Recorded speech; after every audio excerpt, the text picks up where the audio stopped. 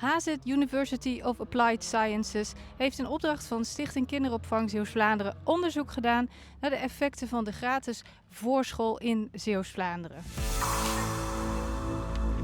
Ja, we gebruiken de termen voorschool en voorschoolse opvang, kinderopvang. Waar hebben we het nu precies over? We hebben het nu over de voorschool in Zeeuws-Vlaanderen. En de voorschool is gratis opvang voor peuters van 2 tot 4 in de gemeente Sluis of van 2,5 tot 4 in de gemeente Terneuzen en Hulst.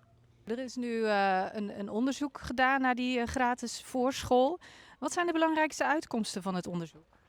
Nou, we zien dat ouders er eigenlijk heel positief over zijn. Die zien mooie effecten op de ontwikkeling van de kinderen.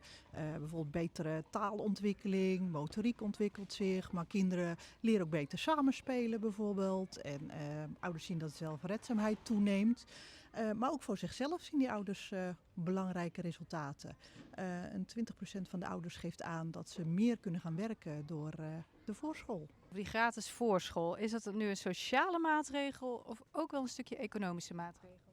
Beide. Ik denk dat de kansengelijkheid inderdaad bevorderd wordt op deze manier. En we weten ook uit heel veel onderzoek dat het investeert om te investeren in de jonge kinderen. Het heeft ook later gewoon positieve effecten. Maar ouders geven ook aan dat ze meer zijn gaan werken door de voorschool. Dus dat economische effect is er zeker ook.